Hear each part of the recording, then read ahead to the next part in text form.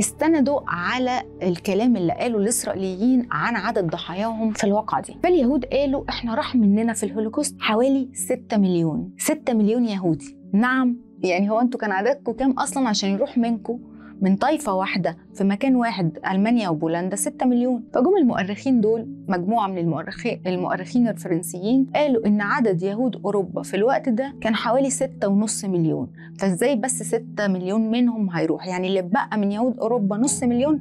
هتلر فظيع للدرجة دي. وجم بقى قالوا بالإحصائيات، قالوا إن عدد اليهود حوالين العالم سنة 48 كان 18.5 مليون، في حين ان هم قبل 48 كانوا 16.5. يعني العدد زاد ما نقص. وبحسبة بسيطة كده، شوف احنا مثلا في غزة عدد الغزاوية كام؟ 2 مليون. وعلى الضرب وحرب الإبادة اللي بيتمارس كل يوم فوق 80 يوم في كل مكان، كل ساعة، في مستشفيات، في مدارس، في جامعات، في بيوت، في مدنيين. ما قلناش بقى إن غزة عدد ضحاياها عدى حتى 100,000. احنا عمالين نقول لأ، ده الضحايا بتاعتهم 30,000 40,000. فازاي يعقل إن هتلر خلص على 6 مليون منهم؟ وكمان المؤرخين قالوا إن واقعة فتح غاز أول أكسيد الكربون دي كذبة ادعاها السوفيتيين لما دخلوا المعسكرات النازيين بعد هزيمتهم في 45 عشان